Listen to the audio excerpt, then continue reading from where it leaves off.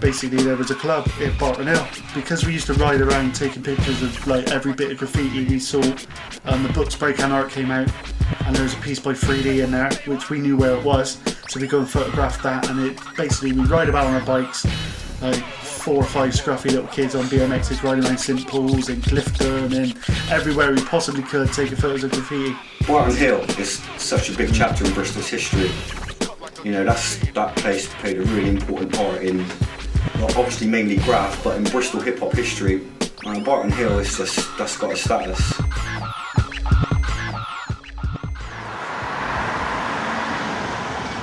It's amazing how small everything looks now. When you look back at it, I used to think that front wall was massive. And then you look at it now and I don't know, it'd be easy to do now, do you know what I mean?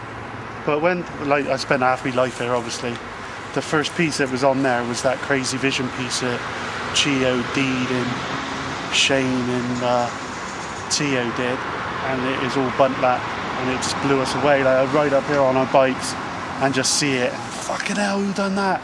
And then I was just quite scared to go in, really. Like, and then eventually made our way in there and got talking to John, and obviously this is where most of like us used to come, and then we just used to piece inside the courts and hang about up here. But they called it a dugout. Obviously there was the other club called the Dugout with the same name where Wild Bunch used to play. But this is quite infamous in the West Country. It's like the only Hall of Fame that was around in like '89, that sort of time. So brings back a few good memories of us going out on the buses and destroying them.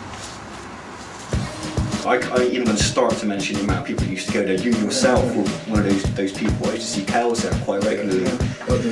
Shouts, Chaos, Inky. I mean, Inky alone, I could sit here and talk for the next hour and what influence Ink is at Bristol hip hop. But you know, Barton Hill was like the nucleus of everything. You go there on a weekend, when it was at its main peak, you go there on a weekend and you see 10 people piecing with another 50 people watching, and every single person there was a graphic. You know, and it was just like, again, you go in and you're like, whoa, Planet Hip Hop, man, it's landed.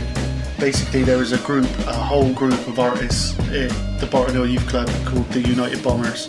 So I'd go out tagging and all that with the Barton Hill crew, but me and Risky were really serious about it.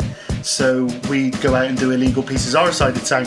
Around about '89, it really started taking off, and I think we did the biggest illegal piece in Bristol, and it was the 11th of February 1989, and we did a massive, like on the railroad tracks down Bartlett's Bridge along Marksby Road. We did this massive piece called Art Attack, which was virtually 3/4 of the length of this fucking big thing.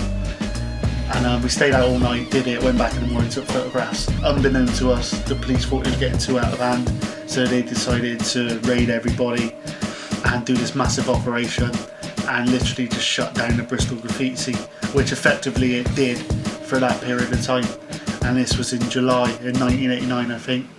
I was obviously a youth worker employed by the local authority to work with the Virgin and Bristol illegal graffiti artists, basically, and I was arrested along with the artists, and obviously I didn't play the game that the police wanted because they wanted me to obviously divulge all the information regarding who was Choro, who was SP27, who was Inky, who, you know, like match up genuine names to artist tags. Tony, who was the operating chief commander at the time of the operation of Operation Anderson, his sole aim was to totally eradicate and wipe off of the face of Bristol streets graffiti. Simple as that. He said that's what his aim was.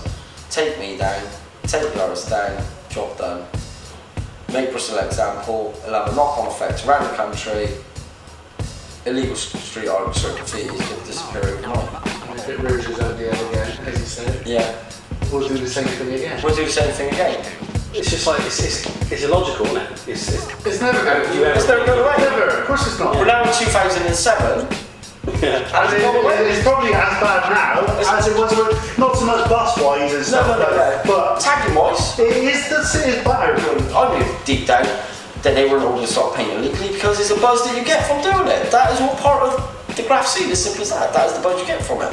So I knew I was never going to stop it, and the police sort of said that, look, I was some sort of Pied Piper, that, you know, I played a fiddle and the pipe, and they'll all come running to my tune, dance to my tune, and You send us tape and yeah, what you and want us to do. like I said, when it comes to the raid, which at the time was the biggest transport police operation ever into illegal graffiti art in the country, they knew what was going to be there. They knew vast documentation of photographs, books, everything. But when they raided it, obviously they produced search warrants, stole all my personal artefacts, my job sheet records. I didn't have no diaries as such with people's addresses in. A lot of us got raided, literally like big, raided our houses, took all our stuff, like had van loads of like police knocking on your door, knocking your door down, turning up at your works, turning up at like colleges, looking for people like we were bank robbers and stuff. It was mental. Personally, I got fined 800 quid and I had like 100 and odd hours community service. That happened to like maybe 6 or 7 of us. A couple got fined a bit more for doing different bits. And then the old bus, they decided they were going to do it like countrywide, and like Swindon, Exeter, Wales, I think it went as far as Cardiff. Like they did the same operation to shut down all the writers that were doing it. The negative side of graft is always the one that people will see. Of course. There was people don't want to accept it. There are positives to come out of it, and that's one of the things that kept me motivated throughout all of it, was to show positivity and that people had a genuine talent, that they were artistic, that they couldn't just be dismissed as vandals. When I went to my court case, I had Henry Chalfont and Martha Cooper write testimonies from my court case. Yeah.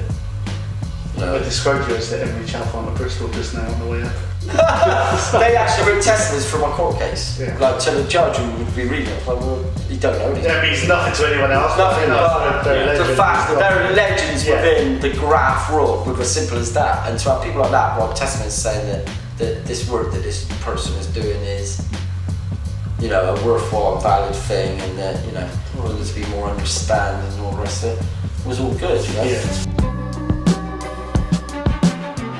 We grew up on it, you know what I mean? Slept, ate it, shit it in the morning, it was, you know what I mean? It was just graft non-stop, and that's why, when I was really young, toddler size, I loved my art then. Yeah. So obviously you get into this and there's 4 elements, and for me, graft was just like, you know, well, I've got to do this, I've got to do this shit for God's sake.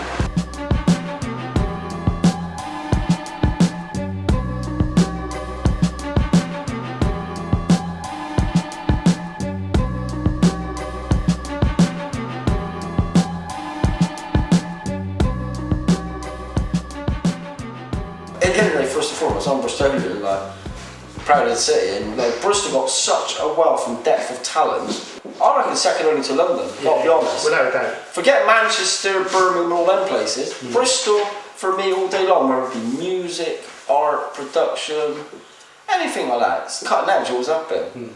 But I love the diversity and the richness of Bristol as well. So I basically had to channel my creative input somewhere else, so we did the music.